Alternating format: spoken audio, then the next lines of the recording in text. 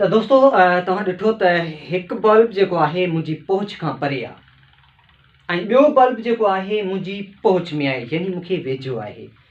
त हेतिरी त काफ़ी दोस्तनि खे शागिर्दनि खे ख़बर हूंदी त जेका वेझी शइ हूंदी आहे हुते असां यूज़ कंदा आहियूं दिस जो, ऐं जेका शइ असांजी पहुच खां परे हूंदी आहे उते असां यूज़ कंदा आहियूं दैट जो।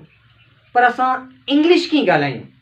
मिसाल तौरु हीअ शइ मुंहिंजी पहुच खां परे आहे, हीअ शइ मुंहिंजी पहुच में आहे या वेझी आहे, त हिते लॻाईंदासीं त असीं that bulb is out of my reach. हीअ बल्ब जेको आहे मुंहिंजी पहुच खां परे आहे, पर हीअ बल्ब असांखे वेझो आहे त असां चवंदासीं this bulb is with in my reach, यानी हीअ बल्ब जेको आहे मूंखे वेझो आहे।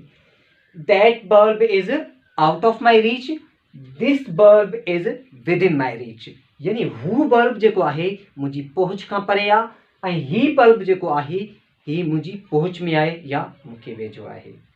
त दोस्तों अहिड़ी क़िस्म जूं खोड़ सारियूं ट्रांसलेशन्स खे ॾिसण जे लाइ कॉन्सेप्चुअल इंग्लिश यानी तजुर्बाती अंग्रेज़ी सिखण जे लाइ असांजे यूट्यूब चैनल खे फॉलो कयो।